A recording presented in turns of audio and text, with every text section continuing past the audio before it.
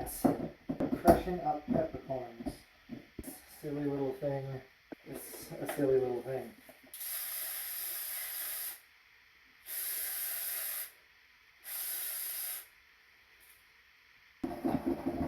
Emotion I'm better at.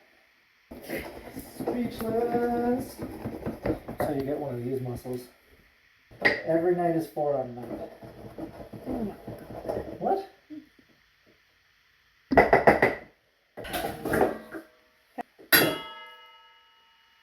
Perfect. Welcome to date night. We're here to cook some food, eat some food, have a good time, have a date night, and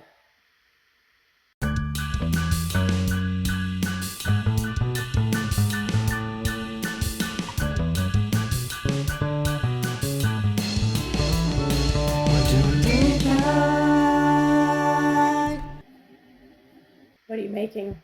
food. Dad jokes aside, it is rant time again.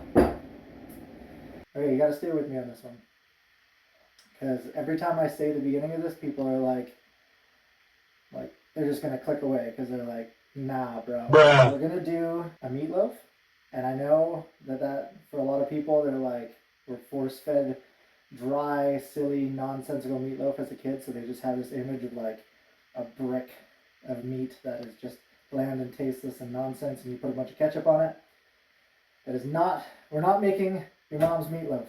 A meatloaf on like a toast with a tapenade on top. And if you don't know what tapenade is, it's like delicious and it's delightful and it's tangy and it's salty and it's this whole thing.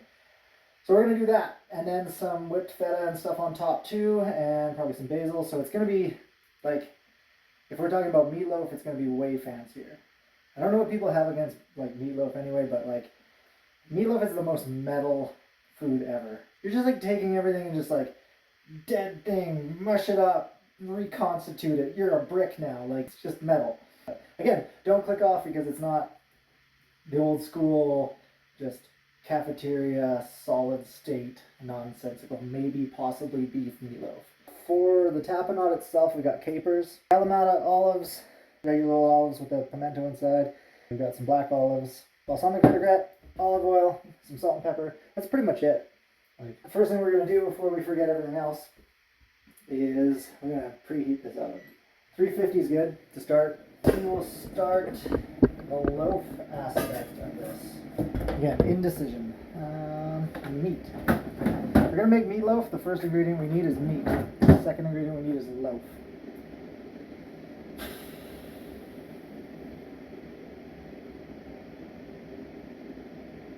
Anything else? No, I don't. I'm dumb. Tortilla chips. These ones are actually the whole grain ones. We have to be a little careful here because these are salted.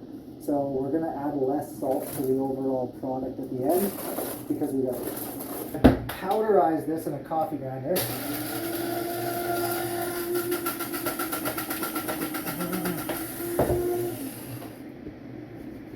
See?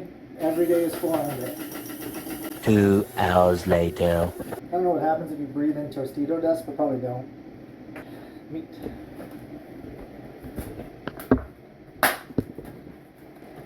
So 1 egg.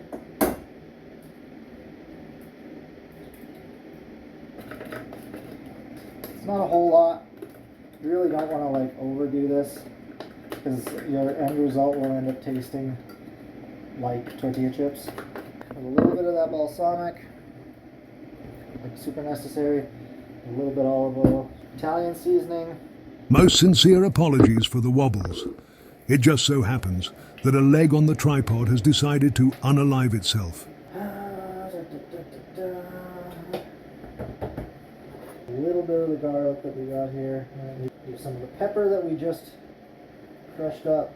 Just a crack of salt. We're here on date night. We like to get our hands dirty. So we're going to go right in, massage that all into place. Okay? Meat to ball. That's pretty much it. Get some just regular vegetable oil. Doesn't hurt to oil things up a little bit. We're just gonna. Okay. Alright. Do a little more pepper just on the top. I think we're cooking with fire now. Da-da-da. See if we actually have tinfoil, that'd be cool. Go!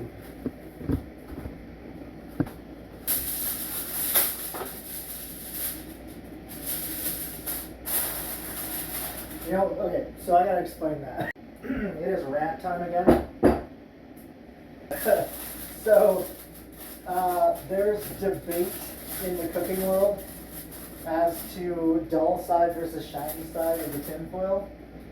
And like, thermodynamics wise, like, if the shiny side is facing the food, you would think logically that it would reflect more heat versus the dull side.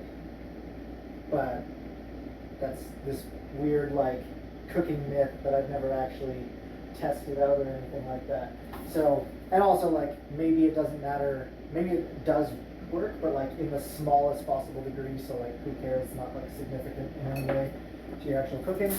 But yeah, so there's a whole non-stick side, great, but like that's supposed to be like the dull side.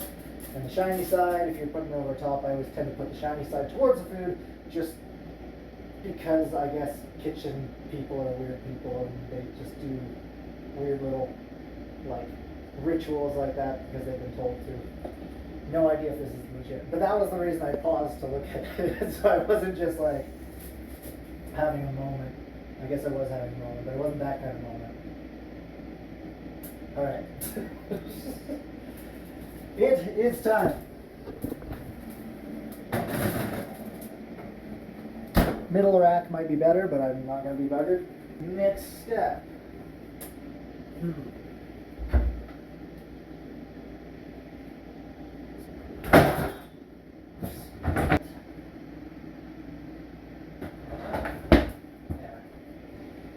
So for the tapenade, if you're going to store it, definitely don't store it in metal.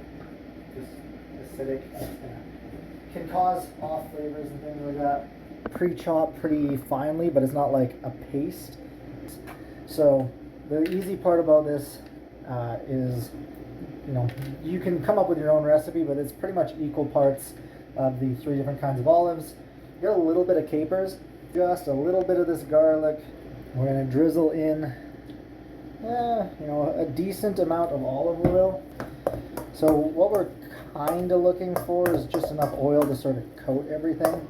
The more I think about it, the more this meal is very metal, because we're just like taking olives and just coating them into like pressed out oil of other olives.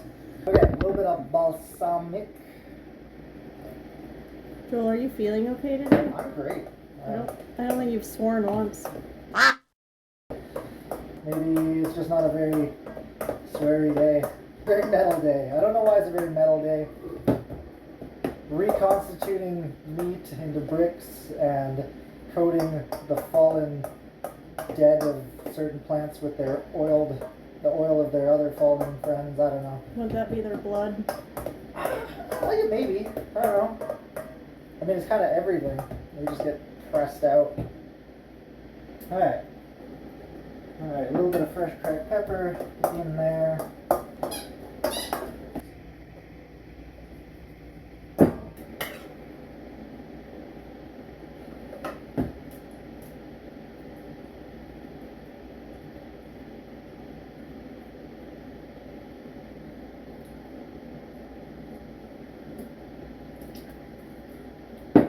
The other thing you should always do is set a timer on your meatloaf, which we didn't do.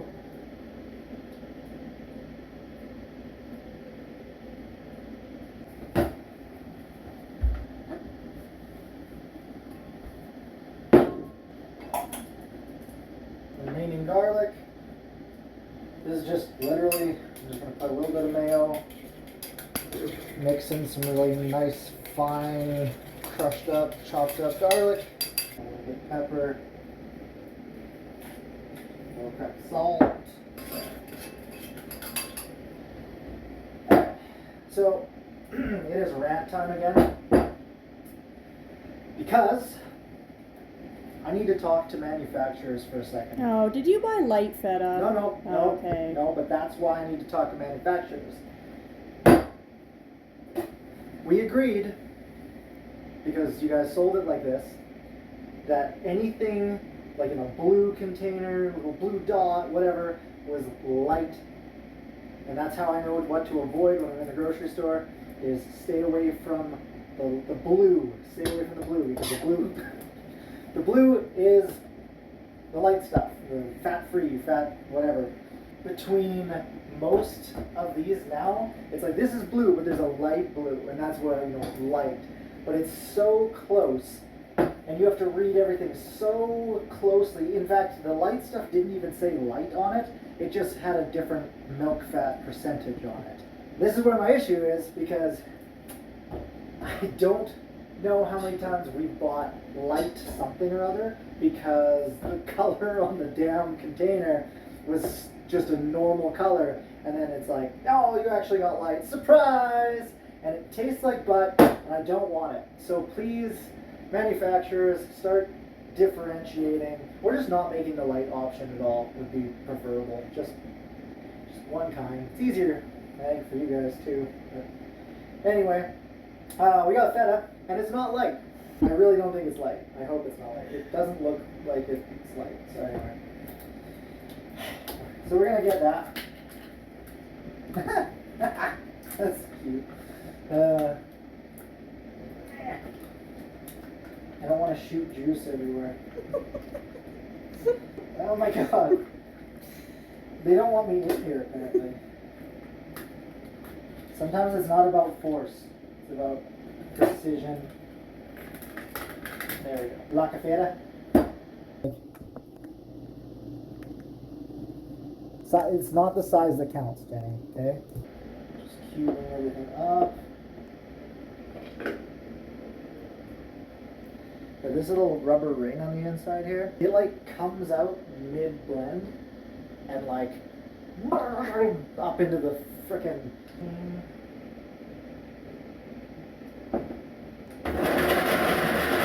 2 hours later.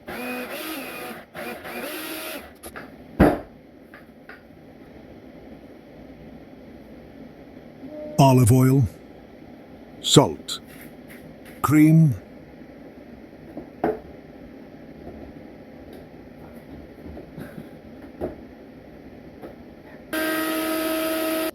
See?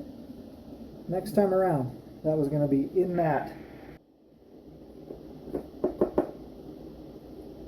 The cream really kind of helps tone down some of the feta-ness. Feta-ishness? I don't know what I'm saying. I said feta-ish. Feta-ishness. Feta-ishness. Alright, feta back in the fridge. Yeah, we're starting to get a little leakage going on there. It's going to be a little extra oil we're going to get rid of here. No! God, please, no! No! Oh my god! technical difficulties of the Meatloaf down variety. Please stand by for the most epic array of swears and possibly a trip to the grocery store. Alright, so technical difficulties there. We're gonna keep on keeping on. So I have New loaf checked everything acquired. out. We will now pick up where we left We're off. basically at that point where everything from the inside is starting to get close to being done, and we're gonna put some color on it by getting that nice heat. Honey bear, what do you think you're doing? Huh? What do you think you're doing? I don't even have a treat for you. Can you sit, please? You're very cute. I'm gonna have to get a treat for you. Watch the smartest doggo while we wait for the new loaf to cook. How about through? That's pretty good. The heel. Heel. Good. Alright, go to your couch. Go on. We know who the star of the show is. Subscribe if you want more honey content. Honey content. Comment. Just a beehive if you want more honey content. Yep, that smells like meatloaf. Yeah, so we're gonna get some butter on our good old top thing here, Yes, toast both sides of your bread. Otherwise, you'll have one soggy side, especially the side that the meat is on. Hey-o. Okay, I think I am going to kill the fly first of all. I don't know where my thermometer went. It really makes no sense. It's disappeared forever. For those who have watched all the episodes, we're not talking the thermometer you left at a restaurant. You're talking about the brand new one I bought you. Yeah, that one. Yeah, that Yeah. one. Mm-hmm. Yeah, that one for sure. So some of the extra. Nope, I'm gonna still get some of the extra. Cooked all the way through. Okay, if you had a thermometer, up around the 155 mark is where you want it. We're gonna rest this for a little bit. And Cinco is trying to take my meat. Okay, part of the reason that we're gonna rest the loaf here is because it's gonna be a lot easier to handle. Okay, you want to be able to handle your meat, and it's just my waiting stance, I guess. That one? Is that the thumbnail? Boutte.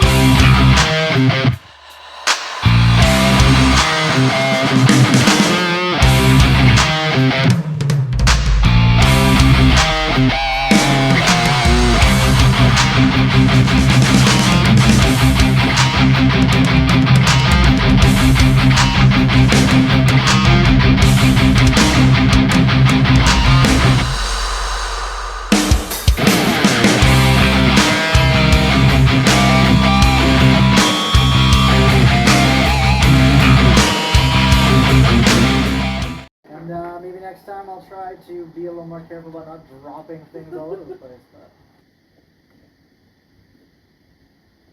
yeah, if you like Mediterranean food, this will be right up your alley. It's tangy, it's salty, it's very savory, lots of awesome flavors all over the place. I guess if there was a moral to the story, it's that Meatloaf can teach us all a lot. You might be ugly and unwanted. You know, your life might be pretty difficult and chaotic, but if you stick it out long enough, then you'll be the most beautiful thing that someone put in their mouth. So, yeah, bye. If you're not doing date night, what are you even doing? Metal as fuck.